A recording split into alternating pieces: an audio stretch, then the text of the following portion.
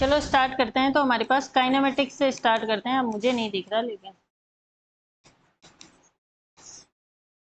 Start करते हैं kinematics से। तो हमारे पास क्या होता है, अगर तुमने दो चीजें पढ़ी होगी तो तुम्हारे पास क्या होगा, 11th की फिजिक्स से दो फंडामेंटल टॉपिक्स तुम पढ़ते हो, काइनेमेटिक्स एंड डायनामिक्स।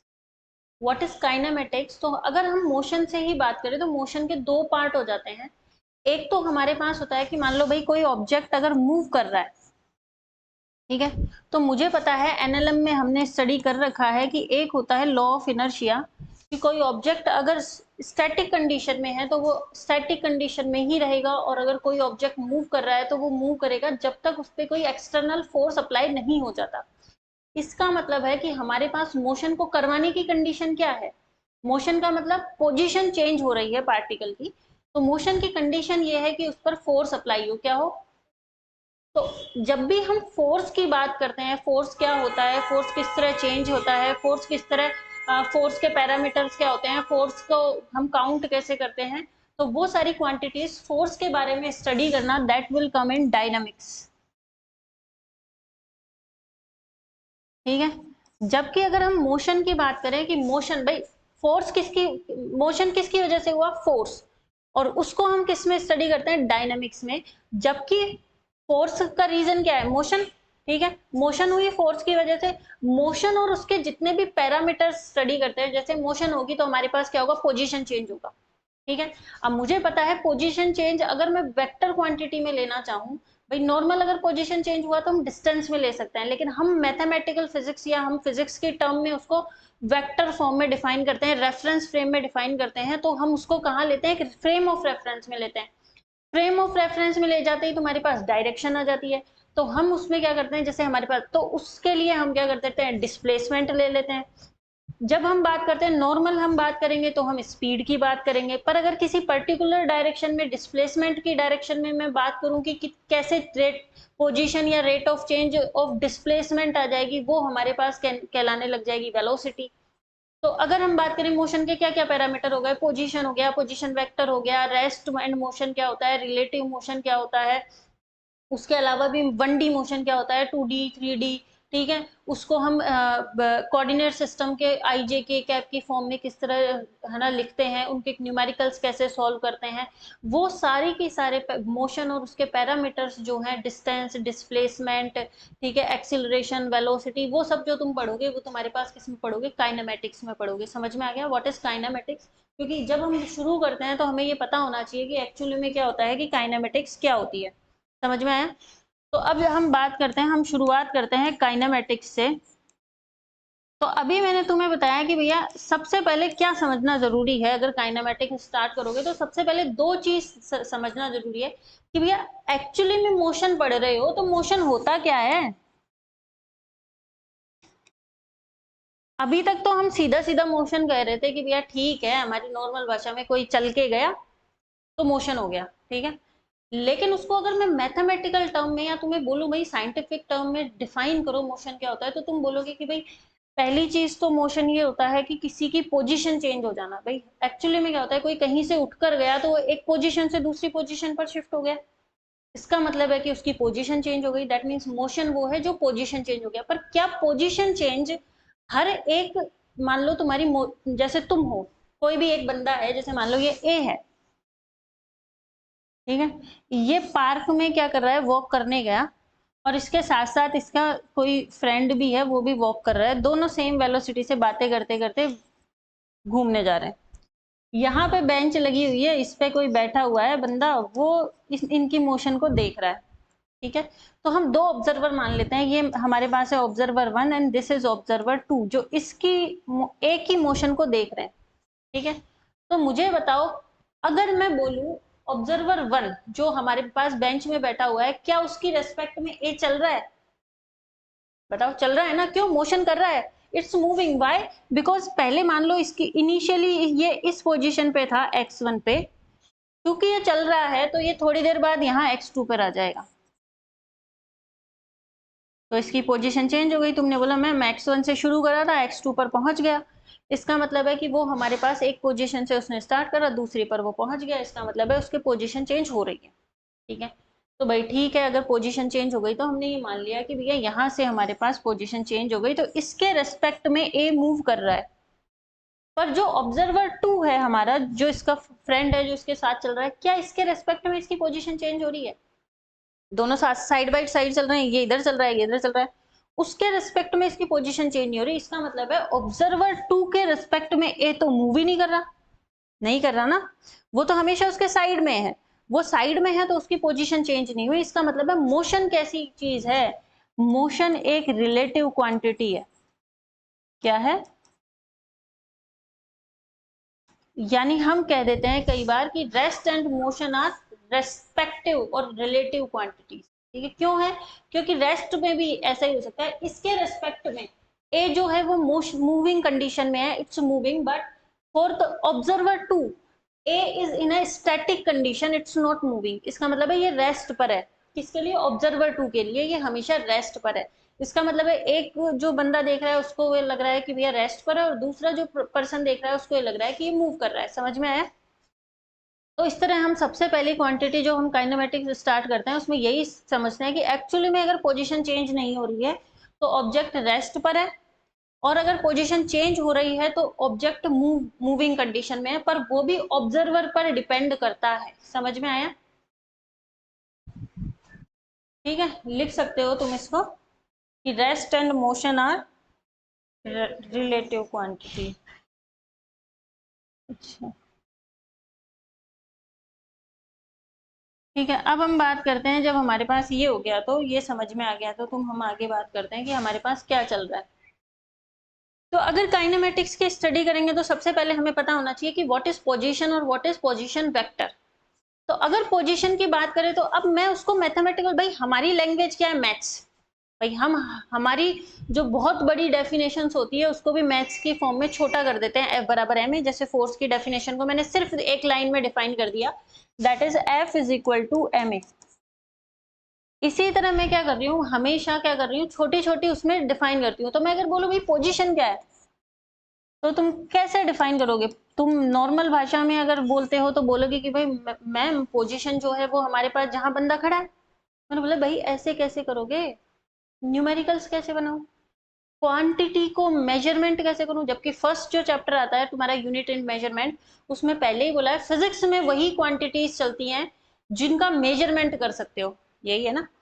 तो मेजरमेंट कैसे करें? तो मेजरमेंट करने के लिए हमें लेना पड़ता है रेफरेंस सिस्टम। भाई ऑब्जर्वर है, वो ऑब्जर्वर भी तो कहीं से देख रहा है। भाई तुम बोलोगे मैम ऑब्जर्वर से उसकी पोजीशन चेंज हो रही है, यानी ऑब्जर्वर से लेंथ ले लो। ठीक है, तो ऑब्जर्वर से लेंथ ले लें इसका मतलब है, लेकिन ऑब्जर्वर से लेंथ लेने के लिए भी तुम्हें रेफरेंस सिस्टम चाहिए। तो हम क्या करते हैं, रेफरेंस सिस्टम लेते हैं। What is reference system? Simply particle की पोजीशन को या ऑब्जेक्ट की पोजीशन को डिफाइन करने के लिए जो हम सिस्टम लेते हैं उसको बोलते हैं रेफरेंस सिस्टम। अब हो सकता है हमारे पास मैथ्स में बहुत सारे कोऑर्डिनेट सिस्टम चलते हैं। बहुत ज्यादा पॉपुलर कोऑर्डिनेट सिस्टम जो होता है, अगर मैं बात करूं कोऑर्डिनेट सिस्टम को ही तुम रेफरेंस सिस्टम बोलते हो। ठीक है, कोऑर्डिनेट सिस्टम को ही हम रेफरेंस सिस्टम बोलते हैं। ठीक है, तो अगर मैं सबसे पहली रेफरेंस सिस्टम की बात करूं तो तुम्हें कौन सा दिया गया है? Coordinate system, very popular system, जो तुम्हारे नॉर्मली पूरे की पूरी नीट वाली जो तुम्हारी क्लासेस होगी या तुम्हारा एग्जाम होगा उसमें ज्यादातर तुम्हारे 11th-12th लेवल पे यही कोऑर्डिनेट सिस्टम आता है, कार्टेशियन कोऑर्डिनेट सिस्टम। ठीक है, और इस सिस्टम के अंदर हमारे पास क्या होता है? ऑब्वियसली एक्स वाई जेड, यही है। दूसरा कोऑर्डिनेट सिस्टम हमारे पास जो होता है वो होता है सिलेंड्रिकल कोऑर्डिनेट सिस्टम।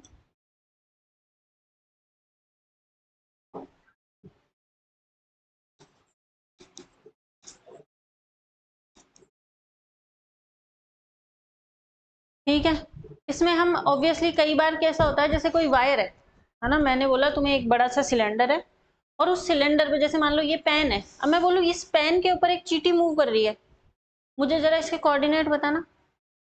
इस पेन की जो सेंटर वाली एक्सिस है इससे। ठीक है, मैं ऐसे बोलूँ कि भैया तुम्हारे पास कोई पेन है या कोई सिलेंडर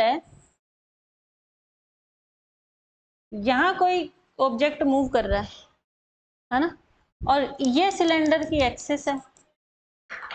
इसके तुम कोऑर्डिनेट बताओ यहाँ वाले। तो कई बार एक्चुअली में जब सिलेंड्रिकल मोशन होती है, कई बार सिलेंड्रिकल ऑब्जेक्ट्स आ जाते हैं, उनके मोशन को डिफाइन करने के लिए हमें सिलेंड्रिकल सिस्टम लेना पड़ता है। क्यों? क्योंकि एक्स वाई जेड में तो ये बहुत कॉम्प्लिकेटेड हो जाएगा ना। तो हम क्या करते हैं इसको, भाई सिलेंडर में इसका कैसे लोगे, सेंटर से एक्सिस से इसकी रेडियस आर, ठीक है, इस रेडियस आर का सेंट्रल एक्सिस से जो एंगल बन रहा है दैट इज थीटा, और ये इस सिलेंडर की अगर मान लो हाइट, इस सिलेंडर की अगर मान ले हम हाइट मान लो इस सिलेंडर की ये हाइट जो है वो हाइट भी तो है हमारे पास, तो ये इस हाइट पे किस पोजीशन पे है वो, तो हाइट के लिए हम z एक्सिस ले लेते हैं क्योंकि ये z मान रखी है हमने। तो तीसरी एक्सिस जो हो जाती है वो हो जाती है हाइट, तो हाइट हो जाती है हमारे पास z। तो इसमें जो हमारे पास कोऑर्डिनेट एक्सिस आते हैं वो होता है r थीटा z। थीटा की जगह फाई भी ले लेते हैं कुछ लोग, कोई फर्क नहीं पड़ता है, एंगल मानते हैं बस उसको। थर्ड कोऑर्डिनेट सिस्टम जो होता है that is spherical coordinate system. ठीक है, अब तुम बोलोगे स्फेरिकल कोऑर्डिनेट सिस्टम क्या है? स्फेरिकल कोऑर्डिनेट्स कई बार मोशन को, जैसे अर्थ के अराउंड अगर मैं किसी सैटेलाइट को क्या करना चाहती हूँ, वहां रखना चाहती हूँ, मैं बोलती हूँ कि भैया अर्थ के चारों तरफ एक ऑर्बिट है, उस ऑर्बिट में जियो सैटेलाइट को तुम जाकर रख के आओ, उसमें हमें लॉन्च करना है और वहां पर उसको रखना है। तो तुम कैसे करोगे? अर्थ के चारों तरफ तो स्फेयर है ना, अर्थ तो एक तरीके से इलेप्टिकल है बट हम स्फेयर मान लेते हैं। तो तुम्हें वहां कोऑर्डिनेट सिस्टम कौन सा चाहिए? एक्स वाई जेड नहीं ले सकते, वहां तुम्हें स्फेरिकल कोऑर्डिनेट सिस्टम चाहिए। तो जब ऐसी मोशंस को हम स्टडी करते हैं तो हम स्फेरिकल कोऑर्डिनेट सिस्टम लेते हैं। तो इस तरह हमारे पास अलग अलग जो हमारे पास मोशंस को डिफाइन करने के लिए अलग अलग कोऑर्डिनेट सिस्टम होते हैं। तुम्हारे पॉपुलर कौन सा है? तुम्हारे एक्स वाई जेड वाला कार्टेशियन कोऑर्डिनेट सिस्टम। ठीक है, simple Cartesian coordinate system, x में जो डायरेक्शन है उसको आई कैप, वाई के लिए जे कैप, जेड के लिए के कैप। समझ में आ गया? कोई दिक्कत है? क्या हो गया ये?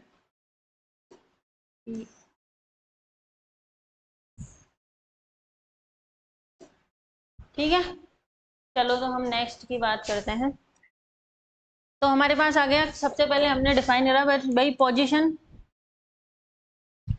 सबसे पहली चीज पोजीशन। तो तुमने एक चीज पढ़ ली रेस्ट एंड मोशन, दूसरी चीज पढ़ी तुमने रेफरेंस सिस्टम या कोऑर्डिनेट सिस्टम, थर्ड चीज है हमारे पास पोजीशन। पोजीशन क्या है हमारे पास? ऑब्जर्वर से हमारे पास जो डिस्टेंस हो गई किसी पार्टिकल की, दैट इज क्या? That is known as the position of the particle. हम कोऑर्डिनेट सिस्टम में लेंगे तो हम ये मान लेंगे, मान लो ये मेरा कोऑर्डिनेट सिस्टम है, ये मेरे पास x है, ये मेरे पास y है और ये मेरे पास z है। तो हमेशा ऑब्जर्वर को बैठा दो सेंटर पे, ओरिजिन पे, ओरिजिन पे ऑब्जर्वर बैठा हुआ है। इस ऑब्जर्वर से मान लो ऑब्जेक्ट किसी x डिस्टेंस पे रखा हुआ है, इसके कोऑर्डिनेट्स हैं x y z, तो इसकी पोजीशन क्या हो गई? x y z। ठीक है, तो अगर मैं इसकी पोजीशन यहाँ सेंटर से निकालना चाहूँ तो तुम्हें पता है पोजीशन वेक्टर इसका क्या आ जाएगा? पोजीशन हो गई इसकी एक्स वाई जेड, और इसके रेस्पेक्ट में अगर मैं इसका पोजीशन वेक्टर लिखना चाहूँ तो वो मेरे पास क्या हो जाएगा? पोजीशन वेक्टर वो मेरे पास हो जाएगा, अगर यहाँ पर क्या है सेंटर पे कोऑर्डिनेट 0 0 0, यही है ना, तो मेरे पास पोजीशन वेक्टर में कैसे लिखती हूँ?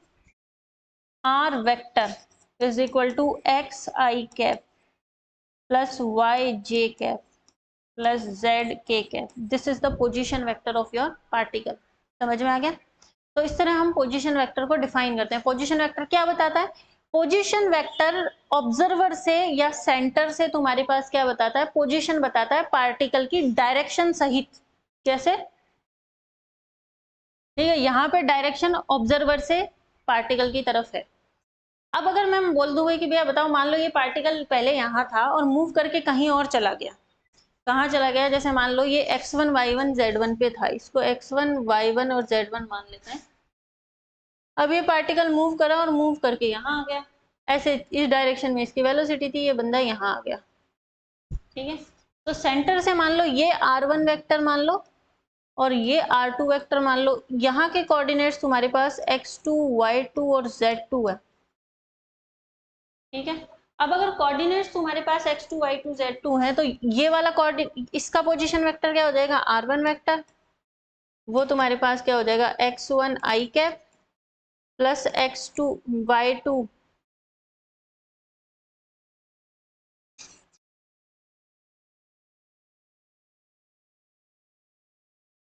y1 j cap plus z1 k cap.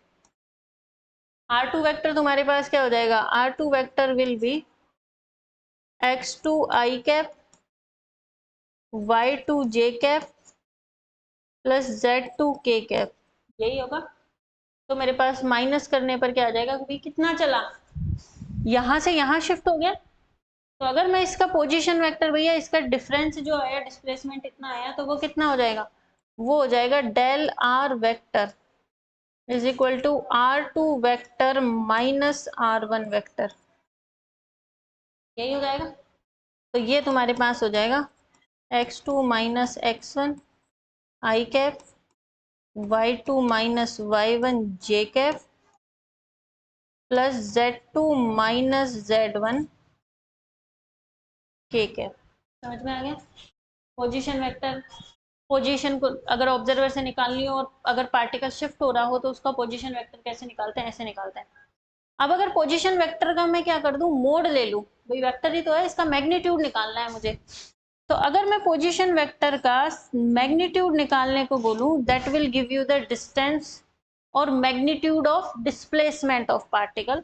तो हमारे पास वो कैसे आएगा, वो आएगा रूट में x2 माइनस x1 का square plus y2 minus y1 का square plus z2 minus z1 का स्क्वायर। समझ में आ गया। ये तुम्हारे पास पोजीशन वेक्टर है। अब मेन उस पर आते हैं हमारे पास कि भैया जो हमें क्वांटिटीज करनी है, तो मेरे को पहली क्वांटिटी कौन सी करनी है, डिस्टेंस, दूसरी कौन सी करनी है, डिस्प्लेसमेंट। तो हम सिंपल करते हैं, क्योंकि तुम पहले ही 12th में 11th में पढ़ के आ चुके हो थोड़ा बहुत डिस्टेंस और डिस्प्लेसमेंट को, मुझे बताना हम इन दोनों के बीच के अंदर क्या कर रहे हैं, कंपैरिजन कर रहे हैं डिस्टेंस और डिस्प्लेसमेंट में। तो बताओ व्हाट इज डिस्टेंस,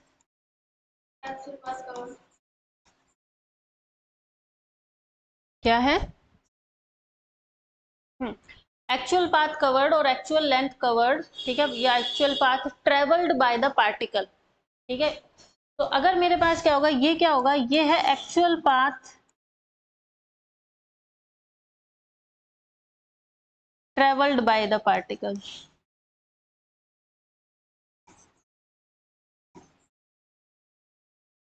अब तुम बोलोगे मैम इसका मतलब क्या है, तो ये भी देख लेते हैं। नॉर्मल सिंपल एक एग्जांपल में देखते हैं।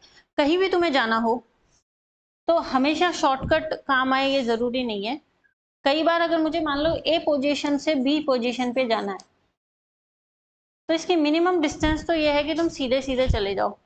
पर अगर मान लो ए पे तुम्हारा घर है और बी पे तुम्हारी डेस्टिनेशन है जहां तुम्हें पहुंचना है, तो जरूरी नहीं है, कुछ काम हो जाते हैं रास्ते में। अब मैं तुम्हें बोलूँ कि भैया तुम घर से स्कूल गए, तो तुम बीच बीच में कहाँ जाकर आए, तो तुम बोलोगे मैम पहले हम कहीं गए, वहां हमारे दोस्त का घर था, ठीक है, वहां मैं गई, वहां से फिर मैं स्कूल गई, ठीक है। तो अब तुमने कौन सा पाथ ले लिया, ये हो सकता है कोई ये पाथ ले लो कभी तुम, ठीक है। तो अगर तुमने एक्चुअल पाथ क्या कवर करा, फर्स्ट सिचुएशन में तुम जब चले तो ये तुम्हारा पाथ था, तो टोटल डिस्टेंस जो थी वो ये थी। दूसरी सिचुएशन में तुम चले, सेकंड सिचुएशन में, तो ये तुम्हारा पाथ था। तो एक्चुअली में जब तुम घर से निकले तब हमने तुम पे टाइमर लगाया कि ये 0 मीटर है, क्या है, 0 मीटर। अब एक कदम भी रखोगे ना डेस्टिनेशन से पहुंचने से पहले, वो भी तुम्हारी डिस्टेंस में काउंट होगा। तो पहली बात तो हमारे पास हो गया एक्चुअल पाथ कवर्ड, और दूसरी बात हमारे पास क्या हो गई, डिस्टेंस हमेशा इंक्रीज होती है, पॉजिटिव रहती है। समझ में आ गया। तो ऑब्वियसली हमारे पास इसका मतलब है कि क्या हो गया, कि डिस्टेंस इंक्रीज होगी, डिस्टेंस पॉजिटिव रहेगी। तो मैं इसमें बोल सकती हूँ कि भैया ये हमेशा क्या होती है, इंक्रीज होती है, ठीक है, और पॉजिटिव होती है।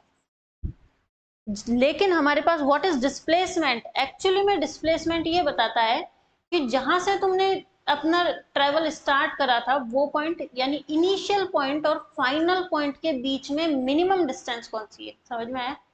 इसको कोई मतलब नहीं है कि उस रास्ते पर एक्चुअल में वो है कि नहीं है, ठीक है, या उस रास्ते पर जाने पर हो सकता है बीच में किसी का मकान आ रहा हो, उसको कोई मतलब नहीं है। वो तो सिचुएशन के हिसाब से बोल रहा है कि भैया जो तुम्हारी इनिशियल पोजीशन थी और जो तुम्हारी फाइनल पोजीशन है, उसके बीच में मिनिमम डिस्टेंस कौन सी हो सकती है? तो मुझे पता है मिनिमम डिस्टेंस होती है, हम एक परपेंडिकुलर ड्रॉ कर दें इनिशियल पॉइंट और फाइनल पॉइंट के बीच में, वो मिनिमम डिस्टेंस होती है। तो हमेशा जो तुम्हारे पास इनिशियल पॉइंट और फाइनल पॉइंट के बीच में स्ट्रेट लाइन खींच दो परपेंडिकुलर वाली, तो वो तुम्हारे पास क्या हो जाएगी? डिस्प्लेसमेंट हो जाएगा। ठीक है, तो भैया मेरे पास इसका मतलब है डिस्प्लेसमेंट क्या हो गया? डिस्प्लेसमेंट मेरे पास हो गया distance between initial and final point.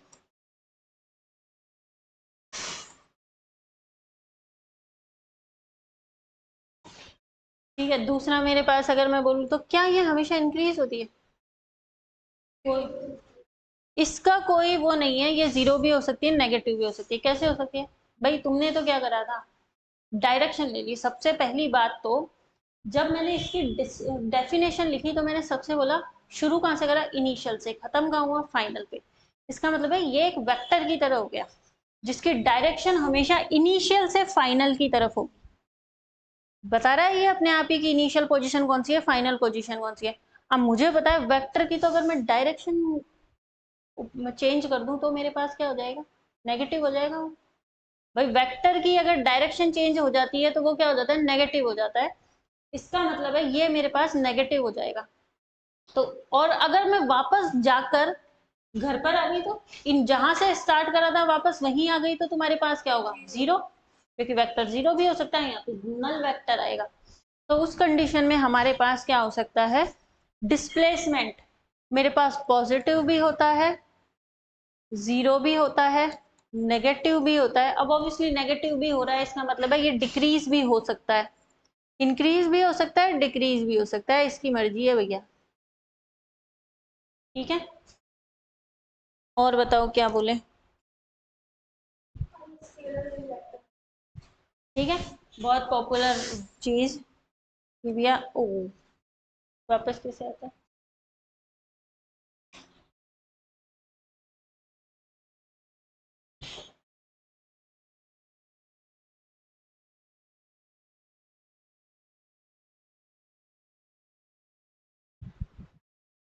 ठीक है, ये मेरे पास क्या है? इसका मतलब है डिस्टेंस जो है वो मेरे पास एक्चुअली में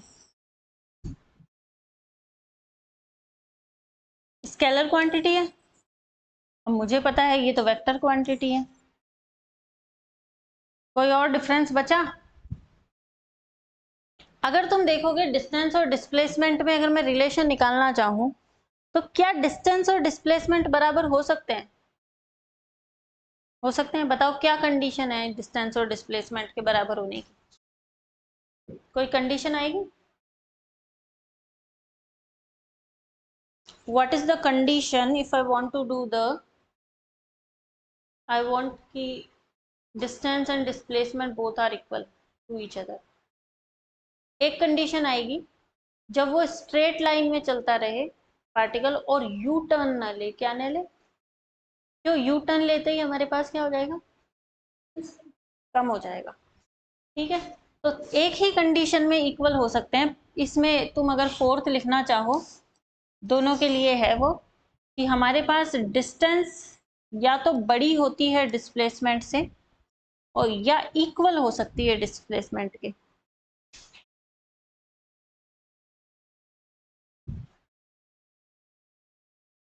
एक ही कंडीशन है जब दोनों इक्वल हो सकती हैं।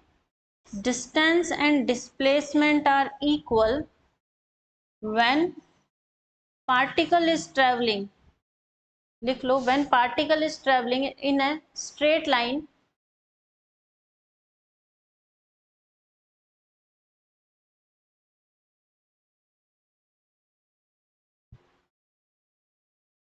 when particle is moving in a straight line and it does not take any U-turn।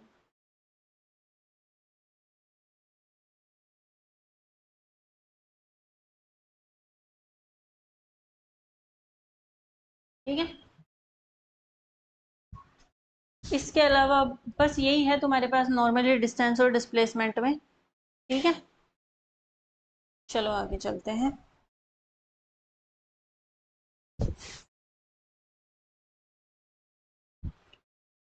ठीक है, तो अगर डिस्टेंस और डिस्प्लेसमेंट हो गया, मुझे पता है rate of change of distance क्या होती है, rate of change of distance with respect to time is known as speed, and rate of change of displacement with respect of time, that is known as velocity.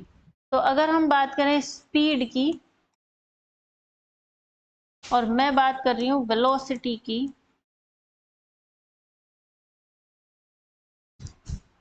क्या क्या आ जाएगा इसमें change? Speed is a scalar quantity, velocity is a vector quantity. तो मुझे पता है ये scalar है, ये मेरे पास वेक्टर है। और बोलो,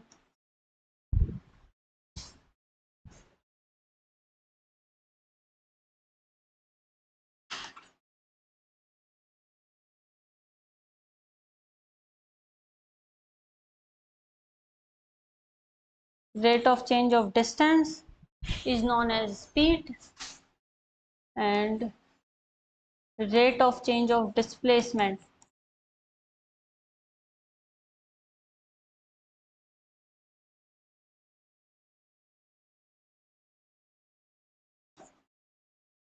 यहाँ और लिख लेना, with respect to time, with respect to time। ठीक है, थर्ड क्या हुआ? अब सिंस ये डिस्प्लेसमेंट से रिलेटेड है तो ये पॉजिटिव होगी, ये डिस्प्लेसमेंट सॉरी ये डिस्टेंस से रिलेटेड है तो दिस इज पॉजिटिव, ये किससे रिलेटेड है तो it can be positive, negative and zero. लिख लो, ये पॉजिटिव होती है, it can be positive, negative and zero. वैसे समझ में आ गया?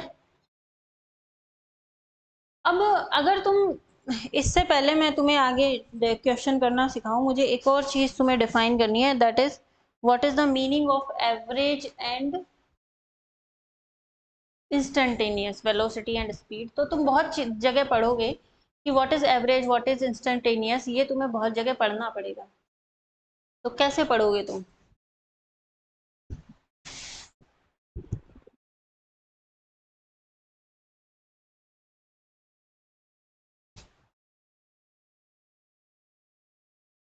तो डिस्टेंस और डिस्प्लेसमेंट की बात करते हैं, सॉरी डिस्टेंस डिस्प्लेसमेंट की बात हो गई, हम स्पीड और उसकी बात कर रहे थे। अब हम बात करते हैं वी एवरेज, स्पीड के लिए ही मान लो एक बार, है ना, स्पीड का एवरेज निकालना है मुझे।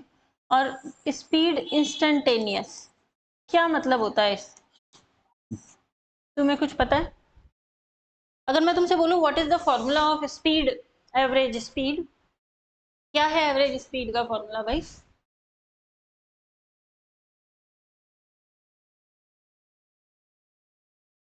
स्पीड है मेरे पास एवरेज, क्या है टोटल, तो इसका होता है हमारे पास कि भैया हम टोटल कितनी डिस्टेंस चल रहे हैं अपॉन टोटल टाइम।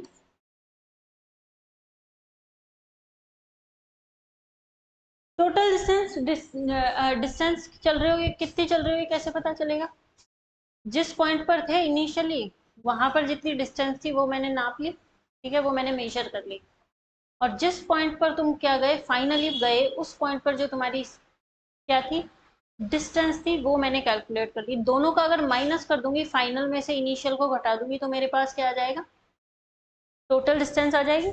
इसका मतलब है मान लो अगर पार्टिकल इनिशियली एक्स आई पर था और बाद में वो एक्स एफ पर चला गया, तो टोटल डिस्प्लेसमेंट क्या x final minus x initial हो गया। इसी तरह टाइम भी तुम्हारे पास क्या हो गया, t final minus t initial हो गया। तो अगर मैं यहां से फॉर्मूला निकालूंगी, that will be del x upon del t. इसका मतलब है अगर मुझे एवरेज स्पीड निकालनी है तो मेरे को एक फॉर्मूला दिया है मैथ्स में, मेरे को एक फॉर्मूला दे रखा है मेरी फिजिक्स के अंदर, that is speed average, that is del X by del T. और मुझे यहाँ से साफ साफ पता चल रहा है डेल से हम फाइनाइट डिफरेंस शो करते हैं। तुम्हें पता है, अगर तुमने थोड़ी सी मैथमेटिक्स पढ़ रखी होगी तो, नहीं तो मैं तुम्हें बता देती हूँ कि कोई भी डिफरेंस है उसको अगर डेल से डिनोट करते हैं दैट मीन्स उसको बोलते हैं फाइनाइट डिफरेंस है, ऐसा फाइनाइट डिफरेंस जिसको तुम देख सकते हो, मेजर कर सकते हो अच्छा खासा। लेकिन कई बार हम डिफरेंस को डी से भी डिनोट कर देते हैं, dx। इसका मतलब है जो डिफरेंस है वो इनफाइनाइटली स्मॉल है, बहुत छोटा है, मेजर करने में बहुत परेशानी होगी।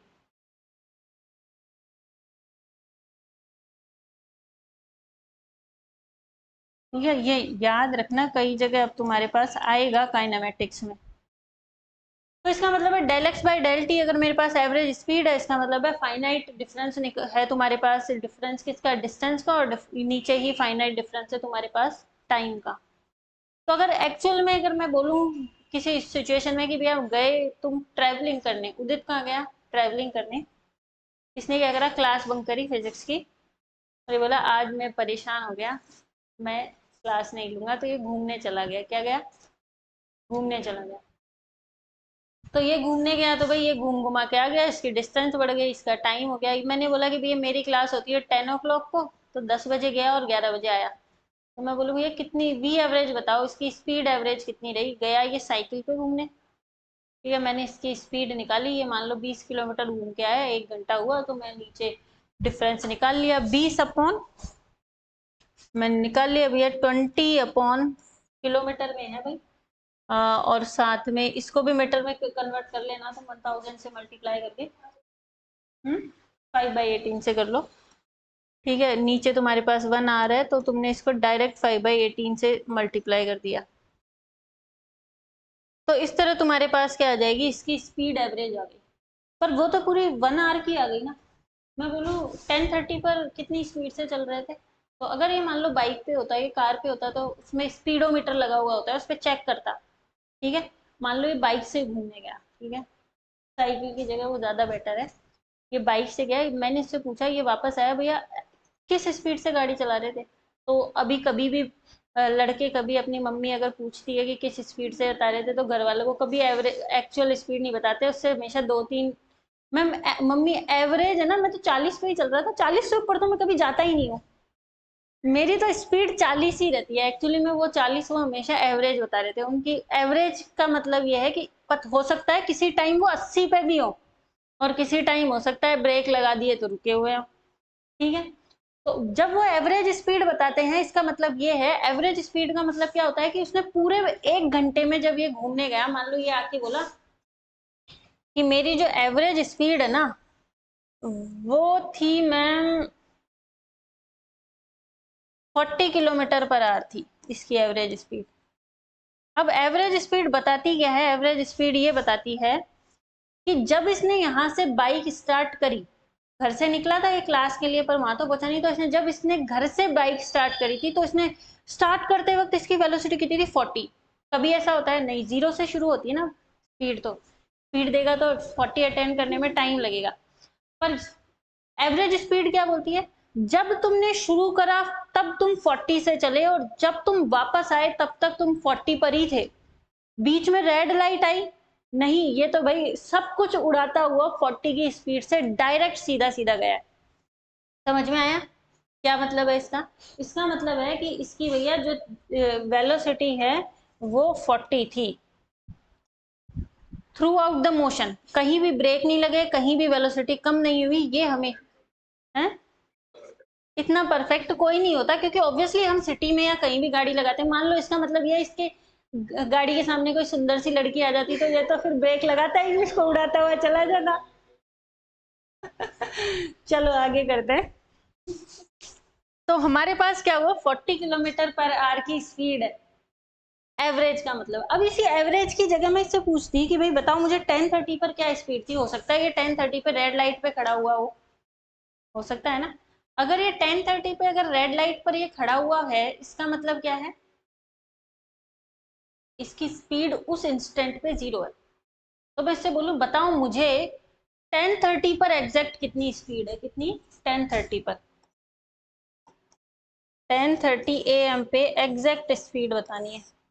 तुम बोलोगे कैसे बताएं मैडम, फॉर्मूला तो डिफरेंस का है। अगर तो आप एग्जैक्ट स्पीड कैसे निकाल सकते हो मुझे बताओ, 10:30 पर एग्जैक्ट स्पीड कैसे निकलेगी? एग्जैक्ट स्पीड के लिए तो टाइम डिफरेंस होना चाहिए कि 10:30 से मैम 11 के बीच में पूछ लो आप, 10:30 पे कैसे निकालू? मेरे पास फॉर्मूला ही यही है, दिस इज द फॉर्मूला। इस फॉर्मूले से कैसे निकालूं? तो मैंने तुम्हें ऐसे कहा कि तुम्हें तो 10:30 पे निकालना है, ठीक है। 2-4 मिनट तो ऊपर नीचे हम इंडियंस काउंट ही नहीं करते, हमेशा लेट आते जाते हैं। तो क्या मैं ऐसे कर सकती हूँ? मैंने बोला चलो तुमने बोला दिमाग लगाया कि भैया 2-4-5 मिनट में तो फर्क ही नहीं पड़ता, मैं 10:30 से 10:35 के बीच में निकाल लेता हूँ, ठीक है। डिफरेंस टाइम का कितना आ गया? 5 मिनट। अब इसने 5 मिनट में जो डिस्टेंस ट्रेवल करी होगी, उस डिस्टेंस के हिसाब से मैंने यहाँ पे रख दिया भाई टाइम डिफरेंस कितना आ गया? 5 मिनट। इसने मान लो 5 मिनट में ये चला होगा 40-50 मीटर चल लिया ये, तो यहाँ पे 40 मीटर मैंने लिख दिया। तो यहाँ से आराम से स्पीड निकाल सकते हो 5/18 से, जो तुम्हारा इसको मल्टीप्लाई करना मिनट को काउंट करके, और आराम से तुमने स्पीड निकाल ली इसकी। लेकिन ये 5 मीटर का डिफरेंस, 5 मिनट का डिफरेंस, 5 मिनट का डिफरेंस भी बहुत ज्यादा हो जाता है, क्योंकि गाड़ी के ब्रेक लगाते वक्त या उसकी स्पीड बढ़ाते वक्त नॉर्मली 5-7 सेकंड में तो काफी अच्छी स्पीड आ जाती है ना। तो इसका मतलब है कि मैं अगर इसको और एग्जैक्ट पता करना चाहूँ, 5 मिनट में तो हो सकता है ये किसी ठेले पे रुका हो, चाय पी हो, और फिर उसके बाद इसने वापस स्पीड, 5 मिनट में तो चाय खत्म हो जाती है ना, इतनी सी तो देते हो। इसका मतलब है 5 मिनट में तो ये रुक के चल भी लिया होगा, फर्क नहीं पड़ा, हमको पता ही नहीं चला इसने एग्जैक्टली उस सिचुएशन पे क्या करा, नहीं पता चला ना। तो मैंने क्या करा, इस टाइम डिफरेंस को और छोटा करा। तुमने कहा चलो मैम 1 मिनट कर लेते हैं, मैंने कहा 1 मिनट भी बहुत बड़ा है, 7 सेकंड में तो स्पीड बढ़ जाती है, ठीक है। तो फिर तुमने कहा मैम फिर 7 सेकंड ले लेते हैं, मैंने कहा और छोटा करो। फिर तुमने बोला 1 सेकंड लेते हैं, मैंने कहा इतना छोटा कर दो कि वो एग्जैक्टली 10:30 के आसपास आ जाए। तो बोले एग्जैक्टली 10:30 के आसपास आ जाए तो क्या मैम इनफाइनाइटली छोटा कर दे, 0.0000000 मेरी जिंदगी गुजर जाए पर उसके आगे 1 न आए, इतना छोटा, ठीक है। तो तुम्हारे पास कितना हो जाएगा? मैंने उस टाइम डिफरेंस को इतना छोटा कर लिया, 0.000, फिर कहीं एंड में जाके 1 आया। इसका मतलब है अब तुम वेलोसिटी निकाल रहे हो 10:30, एग्जैक्ट 10:30 से 30 मिनट .000000001 सेकेंड पर, ठीक है। इनफाइनाइटली स्मॉल हो गया, यानी क्या इसको मैं लगभग 0 मान सकती हूँ? भाई साहब इतना तो काउंट करने के लिए मशीनें ही नहीं है हमारे पास, इतना टाइम काउंट डिफरेंस काउंट करने के लिए। तो ये एग्जैक्ट 0 नहीं है, ये एग्जैक्ट 0 अगर टाइम डिफरेंस को रख दोगे तो स्पीड इनफाइनाइट हो जाएगी, पर ये इतना छोटा है कि ये तुम उसको काउंट ही नहीं कर सकते। तो ये लगभग 10:30 के आसपास आ गया ना। तो क्या मैं इसको मैथमेटिकल फॉर्म में ऐसे लिख सकती हूँ, इस वाली को इधर इसको हटाते हैं फिर लिखते हैं,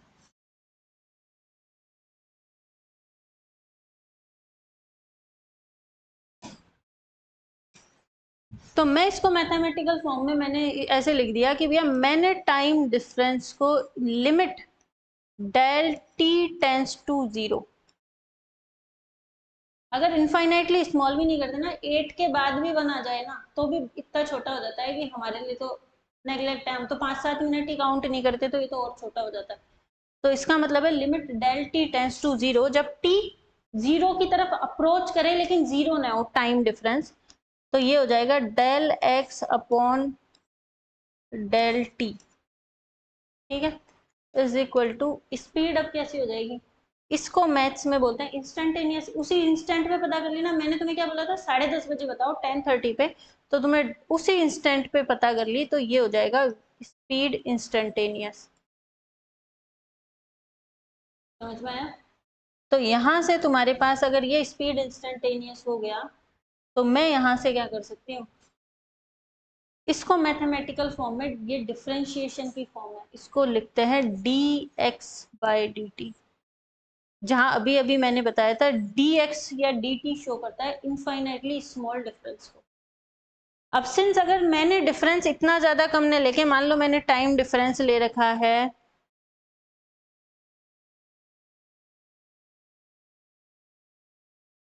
0.00001 इतना डिफरेंस ले लिया, छोटा ही है। इस मैंने बोला भाई तुमने कितना चला, तो तुम बोले मैम इतनी सी दूरी में तो मैं कितना चलूंगा, बस इतनी ऐसे, बस ऐसे करके और इतनी सी दूरी पहुंचा था। मैंने कहा काउंट करके बताओ तुमने बोला मैम हो गया होगा कोई 0.001 इतनी डिस्टेंस चला मैंने।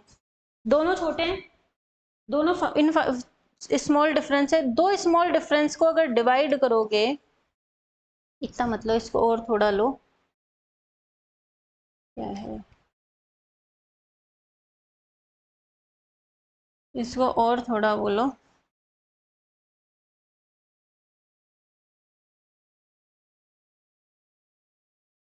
फिक्स ये ले लो, ठीक है। अब इसको डिवाइड करो, 1 2 3 4 5 6, नीचे आ गया 0.0,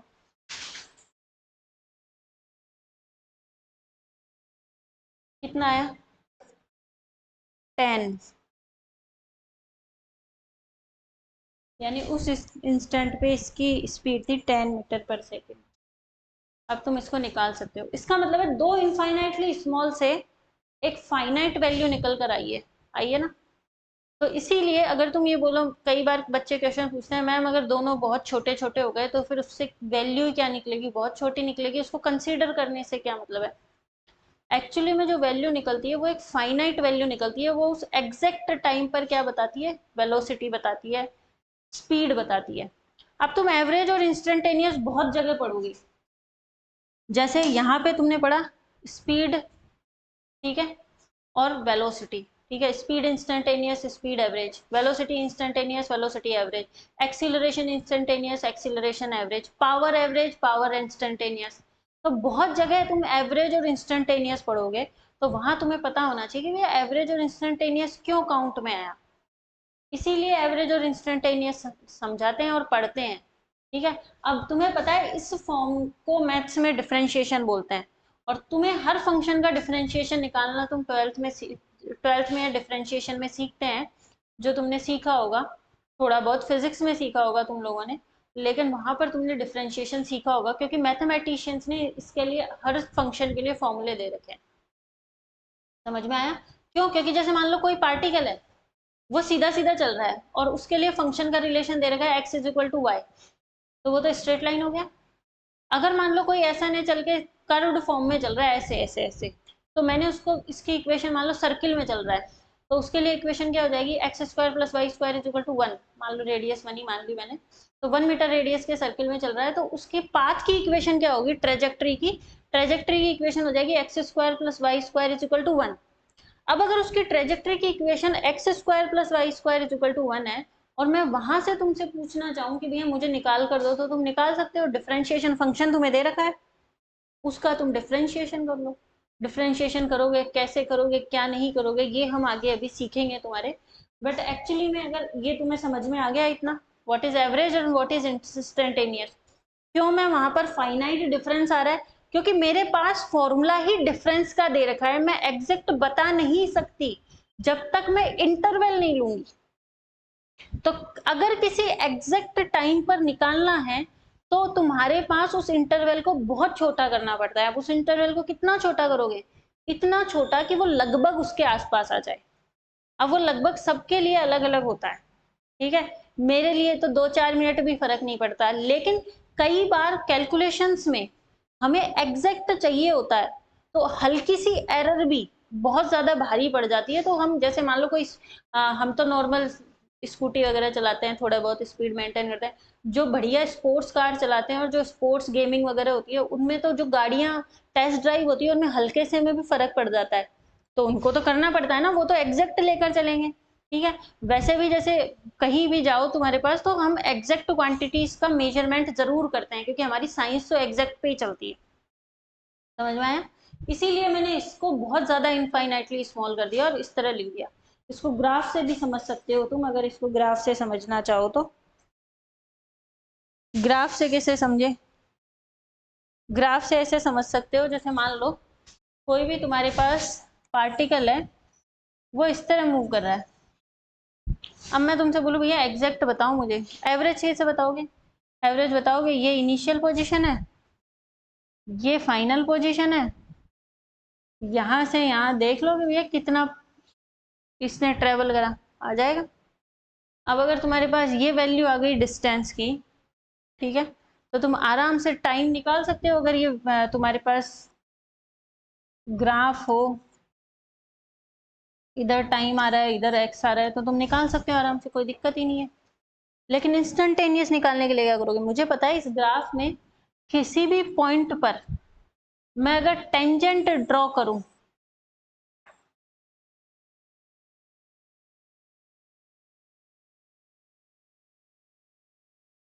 तो वो जो टेंजेंट जो होती है वो हमारे पास, या स्लोप जो होगा उसका, वो dy बाई डी एक्स होता है, यानी dx by D T. That is हमारे पास क्या? इंस्टेंटेनियस। मान लो अगर स्पीड ही निकाल रहे हो तो ये स्पीड इंस्टेंटेनियस आ गई, आ गई।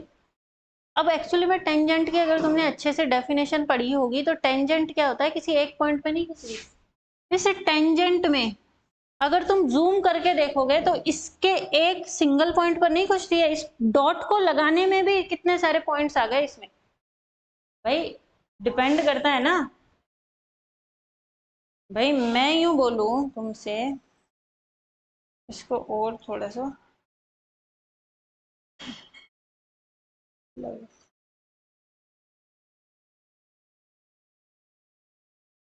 ऐसी लाइन है ना, एकदम पतली सी। मैंने क्या करा, उस पर एक डॉट लगाया।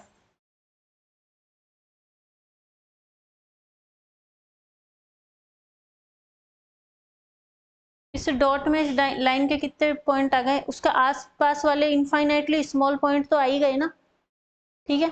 तो एग्जैक्ट का मतलब उसके इनफाइनाइटली स्मॉल पॉइंट आसपास का, ये वाला पॉइंट भी आ गया, ये वाला पॉइंट भी आ गया, इतने पॉइंट आ गए इसमें।